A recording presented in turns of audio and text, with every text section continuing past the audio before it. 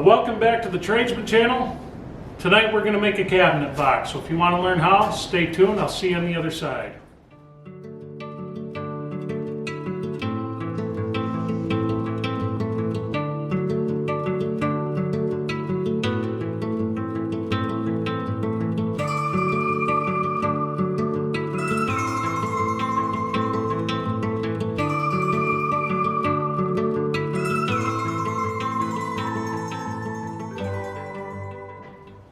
Alright, so first things first, you're going to make a plywood box for your kitchen cabinets, any kind of cabinets, anything like that you're doing. You're using 4x8 sheets, and they are expensive. You're going to get two sides on this sheet. Usually one side's a little bit darker, it's a little bit of a different grain pattern.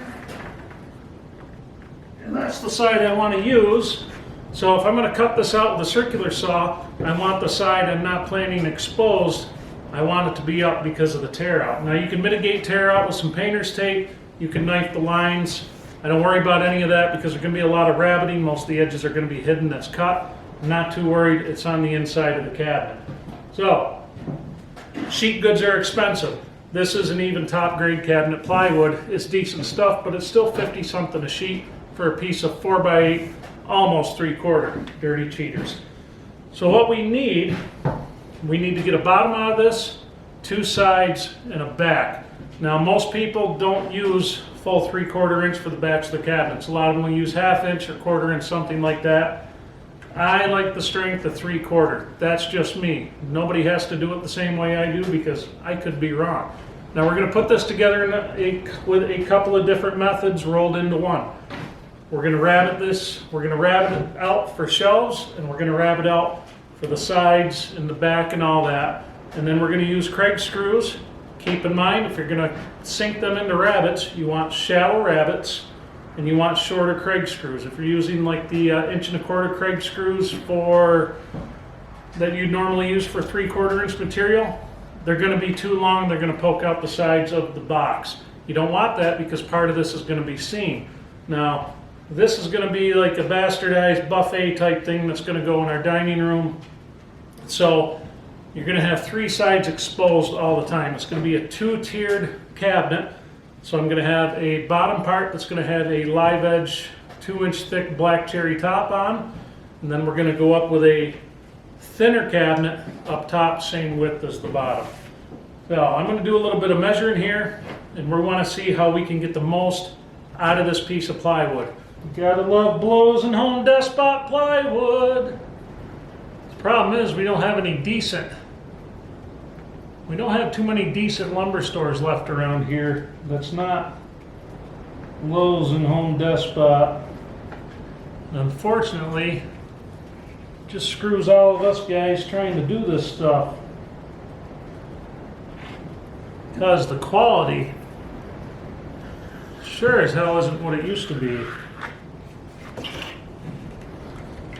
Now, if we split the difference on this, I want 2 feet total on this box, so I have to account for 3/4 inch face frames on this. And that will account for, so if I were just to say cut one side 24 inches, the other side would be shy a little bit. We don't want that. We want this to be right on. So if I cut this, measure this out. Help me out, guys. Help me find my damn words. Words are a wonderful thing. I need to learn how to use them again. So, we'll go 23 1/4 here.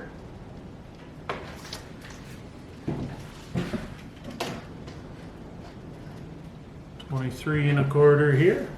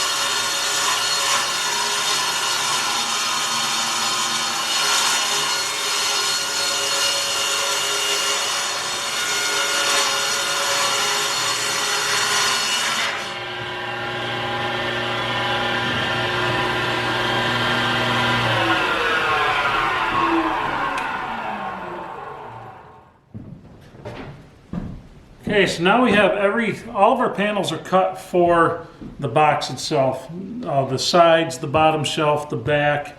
We're going to, so now we're going to rabbet stuff out so we can start putting it together. The shelf, I'm going to put one shelf in this, and then we're probably going to do a set of drawers. In the set of drawers, sometimes I'll put a piece of plywood separating the shelf area from the drawers. This time I'm not going to worry about it. I don't think it's really necessary. You can do it. I like to do that when I'm building like just regular kitchen cabinets, something like that. But for this, I really don't need that. So anyway, what I do, my little trick for this to make sure everything lines up, because sometimes when you measure from board to board, you can mess yourself up a little bit. So I take my combination square and I set it to where I need it. You know, I figure the distance for the router bit and all that. And then we just everything just gets set right to that. Set on both ends. I leave this set where it is. Then I go on to my next pieces that I need to do. And I just do the same thing, just line it up. So we're going to route this out and we'll see what happens.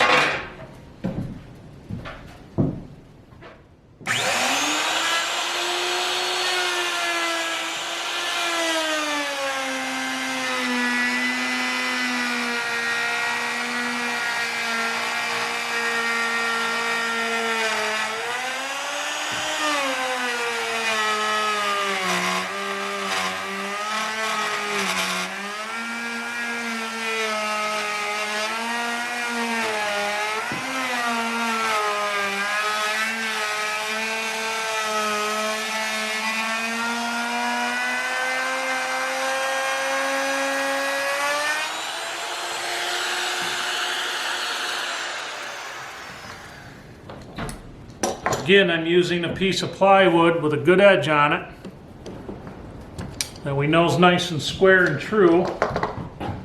We're using that for our fence. Okay, let's see how it fits inside here.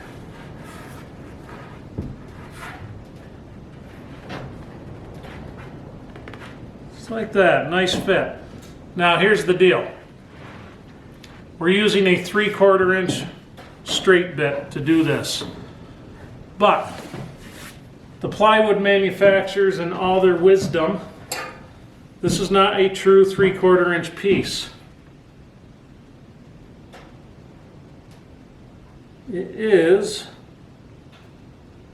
how many 30-seconds is that? It's like 29 30-seconds or something like that. It's a little ridiculous. It's almost a 1/16 of an inch off. It's almost a 1/16 of an inch off of 3/4 inch. So plan on that when you're doing your pocket holes. Put them where your pocket hole or your screws are actually going to drive that piece tight to the grooves where it's going to be seen. Kind of drives me nuts. I tell you, stuff like that, just friggin' cheapskates. But anyway. So that's our bottom sitting in there. Now we need to do our sides. Now we are going to have another rabbet in this for a shelf, but it's only going to be 1/2 inch. And what we're going to do, we've got to figure out drawer height and all that, what we want to do there. But we're going to put we'll be doing a 1/2 inch with a straight bit, but I'm not going to change bits out just yet. We'll get everything done for the 3/4 inch that we need, and then we'll move along from there.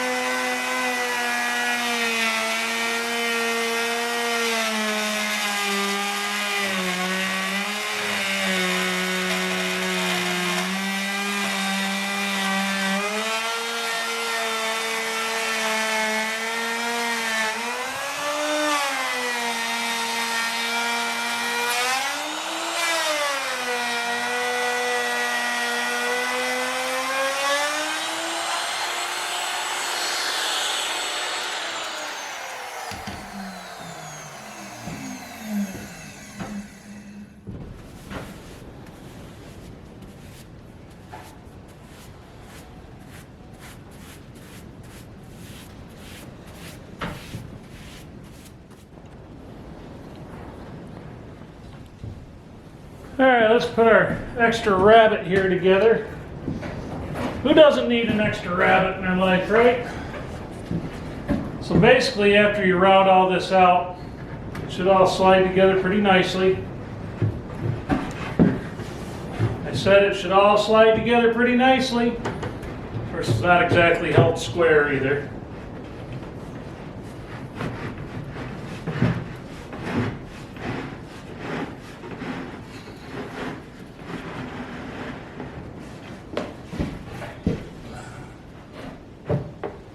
Well, there we go. And when you're done, everything should be flush to the front.